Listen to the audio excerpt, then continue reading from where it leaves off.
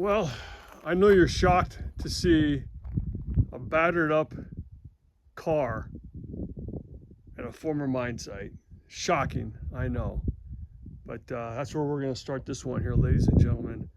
So, yesterday I'm sitting in Bishop, California, just kicking back, having a coffee like the locals do. What the hell is this thing called? It's upside down, obviously. I can't read that. I don't know what that is. But it's got a marking on it. A110 series. And this is upside down. So if you flip it, you might be able to read it a little bit better. But anyway, we're not here to take a look at that. Yesterday I'm sitting in Bishop, California, kind of looking over what I'm going to be doing for the next couple of weeks, next couple of months. So I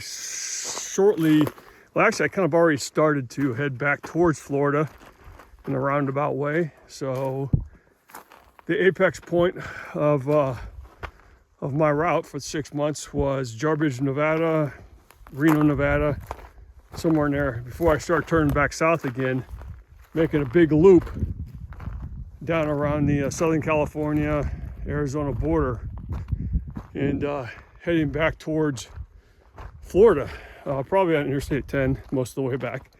And I suspect I'll be back in Florida probably late October, first part of November, to do my best to resume normal life. So anyway, I'm contemplating things yesterday in Bishop, California, looking at the map of things that, before I left Florida back in May, I had a number of waypoints marked on my map of spots that I wanted to visit. Some of those have panned out very well. Some of those not so much. Some of those I decided that, nah, that's of no interest to me, so I went ahead and just deleted them off there. And of course, you can add stuff as you go along. This particular site here was a site that I had marked well before I left Florida. So it was a place I wanted to get out to. It's a mining camp. It's a mining site.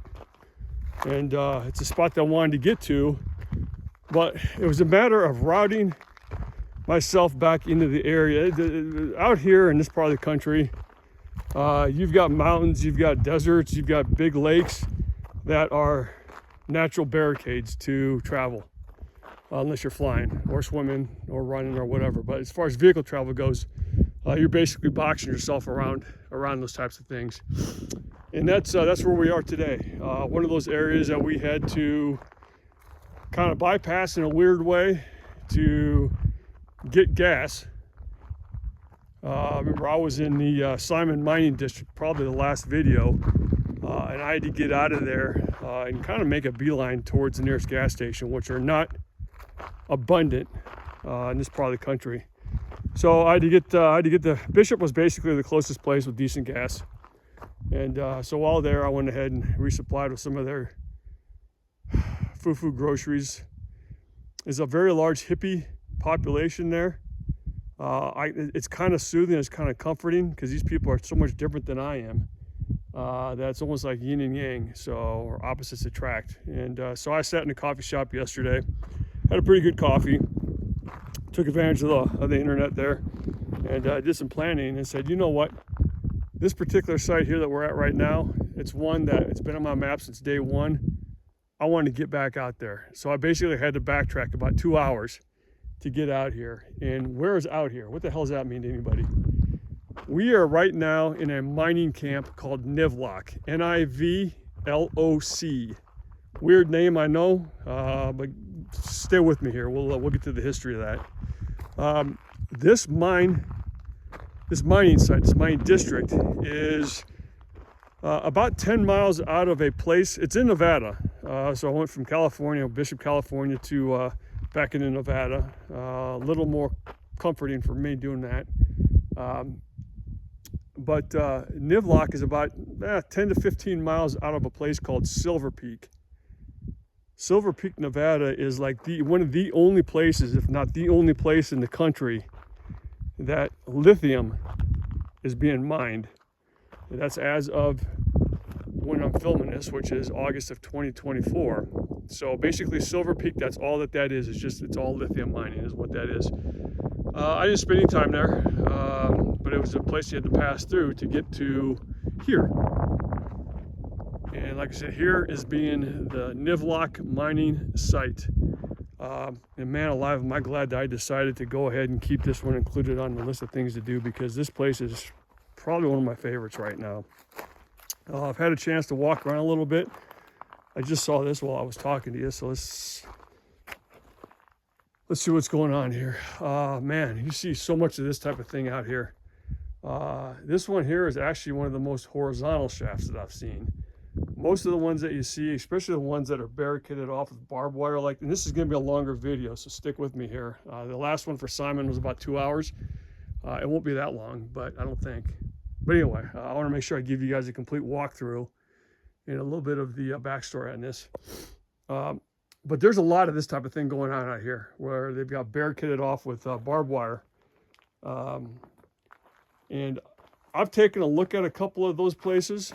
And it's basically a shaft that's about the same size as this right here, that is near vertical, up and down. And we are talking about a lot of these go for probably hundreds of feet. The type of deal, and I'll show some to you later, but the type of deal where you do your best to kind of peer over the edge and all you see is darkness. You throw a rock down there and it just goes forever until you hear a report back from it. So, but this is the first one of these types that I've actually seen that is big like this and is basically horizontal. So let's see what's going on here. Like I said, bear with me here as I hold the camera with one hand and try to navigate around some of these things with the other.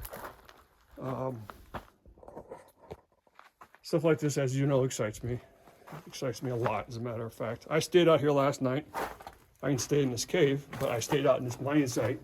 Yeah, we're gonna have to go in and see what's going on here. Like I said, I have not been in here, so I have no idea what's going on. But it's good to be in company of others. So, as usual, you see the wiring coming down. I can only assume that's probably for communications or electricity with the miners that were down in here. So, I'm not really sure how I even found this. I was just talking to you and I happened to look over the side of the mountain and I saw this. The mountain at this particular mine shaft is, let me hit my light real quick. Okay. Oh yeah, well that makes a big difference. One thing I learned for sure is that I need to get, and these lights are really good, the ones that I've got. But for this type of thing, they freaking blow. So, it's dusty in here, as you suspect. But this particular mining district, this mining site, Colvin, I'm sorry, not Colvin, NIVLOC. Okay, well I just kind of gave it away. NIVLOC, so what we were talking about that a second ago.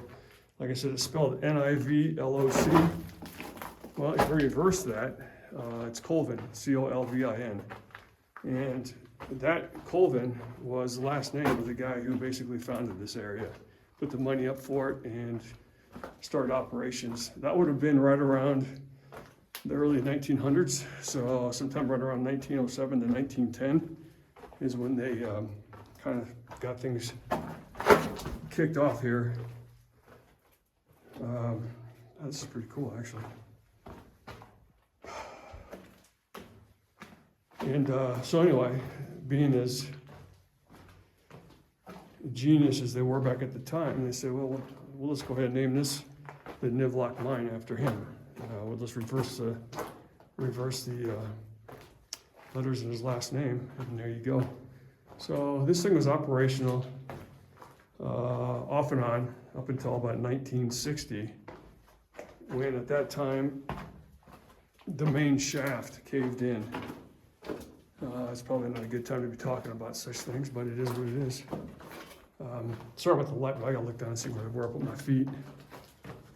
There's where we came in, right there, way up there. I'm still looking at the walls here.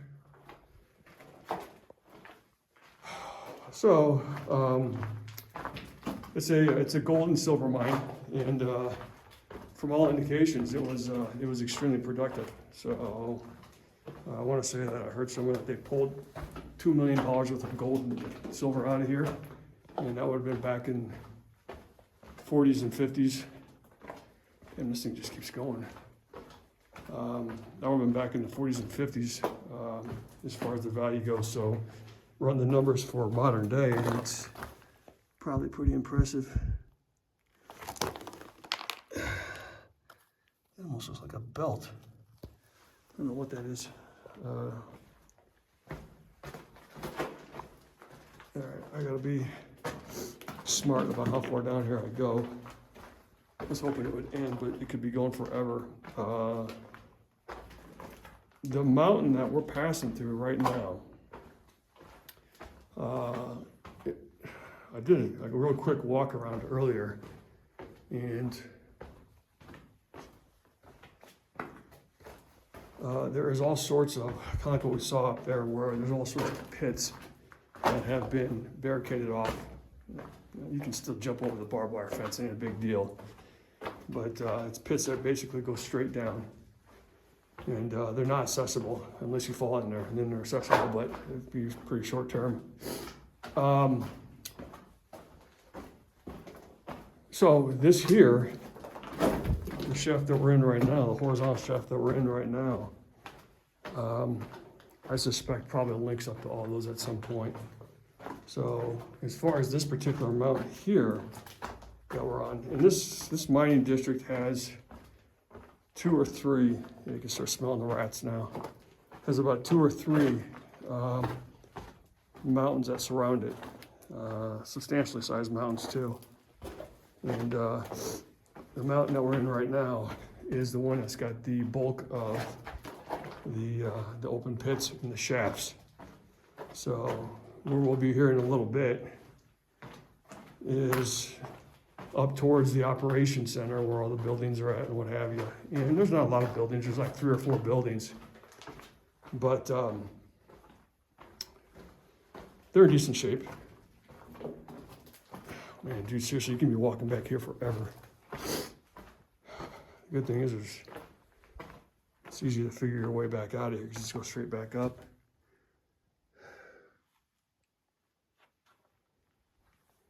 I'm gonna go about another 100 yards and I'm gonna call it quits, because literally you could be walking in here forever.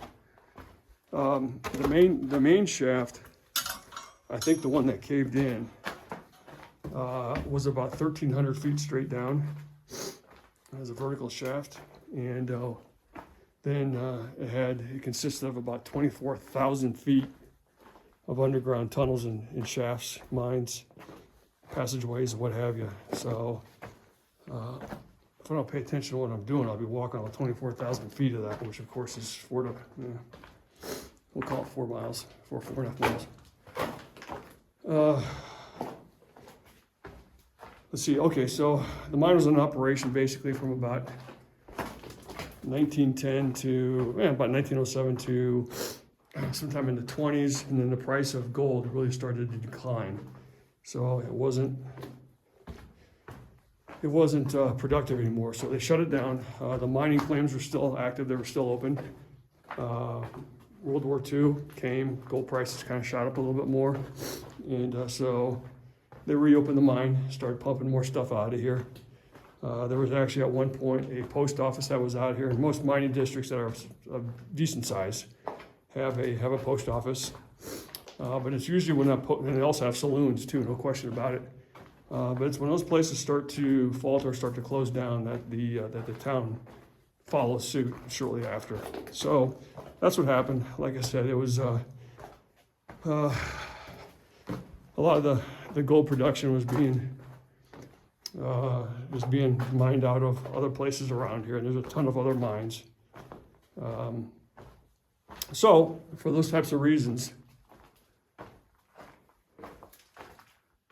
V5, okay. For those types of reasons, they basically shut this thing down, and like I said, the main mine shaft burned, caved in, whatever, back in 1960. That was it. It was lights out after that. To my knowledge, There's no longer active claims here. Could be, I don't know. All right, what do you think? Should we turn around? We're 15 minutes into this video and we got a lot to do, so a little bit longer. I have to get my ass back out of this thing too, so. I was hoping that there'd be some side passages here. There will be eventually, but like I said, I could be walking to the state of Iowa in order, before we get one of those. So I'm gonna go just a little bit further and then we'll back out of here because there's a lot of stuff going on here that I wanna show you.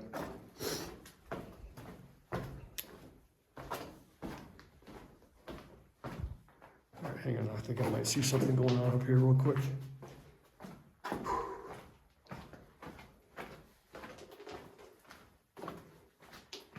I've got a lot of other mines as I kick south, going back down towards Death Valley and what have you. I got a lot of other mines that I've got listed to. Here we go. Yeah, here we go. So now you start seeing stuff like this here, the side passages. I used to got some of the old original equipment in here too.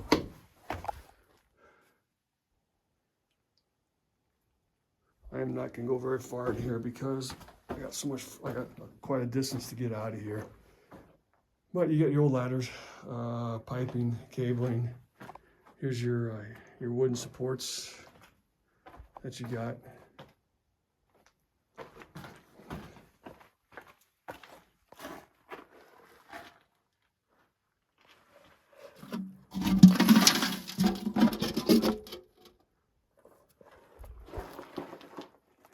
You got your tracks in the ground, your pipes that run your water and your air. And let's just go down here a little bit further. Famous last words, right?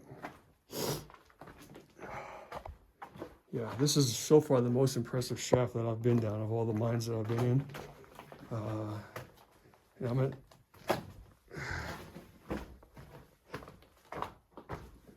okay, cool. So not only are we going straight, but we're also going down in elevation too. So this thing just keeps going down and down and down. All right, we'll call it at that. So, but this is cool.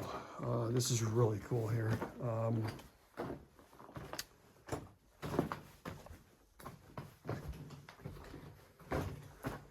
Okay.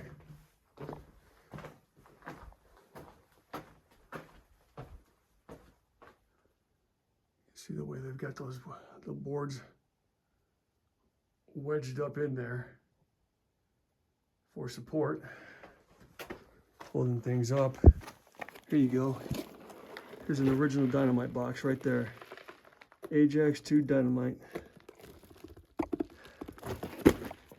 What else we got going on over here? Fuses, yeah, you need that. Safety fuses. American. Okay, so there you go. Those are all empty.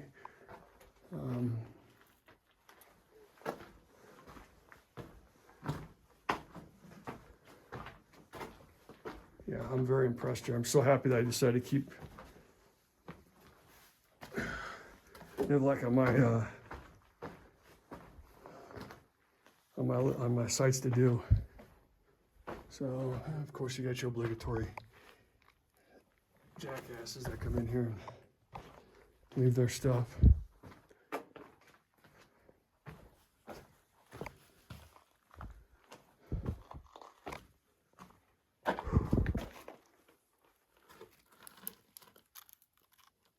Number 3, 20 feet, 30 feet. Okay.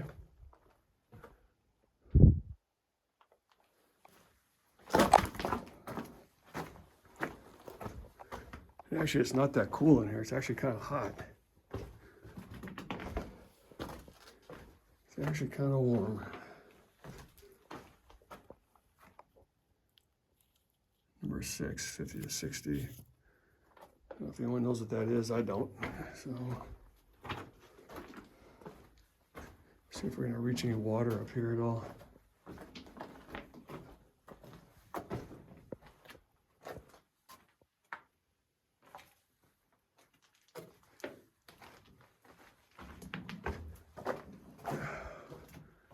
Man, this just keeps going. So, okay, there you go.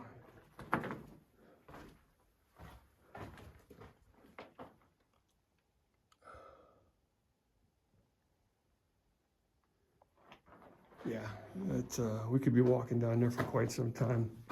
And there's so much more stuff I want to show you guys on this little tour. So, what I'm going to do, I hate to do this to you, because I like to keep these videos like, I know I used to have like 18 videos to a series and all that stuff, and like I said, there was a reason for doing all that at the time. That reason is no longer valid, so now what I try to do is shoot these videos, you know, in one shot if possible. But I'm not going to bore you with basically just walking back out where we were walking in. So what I'm going to do is I'll get out of this thing here. I just need to walk straight back.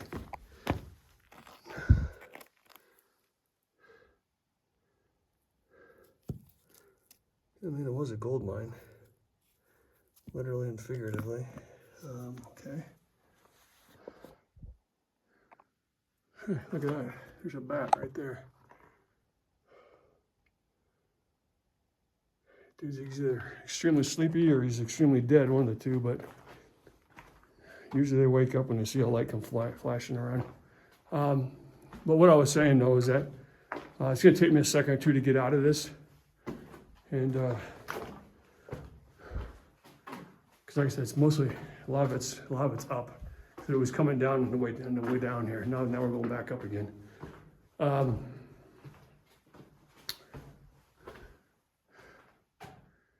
I don't know if these guys were using these bottles as like breadcrumbs to remember how to get the hell out of here or not. It's a smart idea if they were, but you pick them up on the way out. So, okay, so I'm going to shut it down for now. I'm going to get myself out of here, and I'll see you again topside. So again, we're going way up this shaft right here. That's the way out. Okay, I'll see you back up at the top.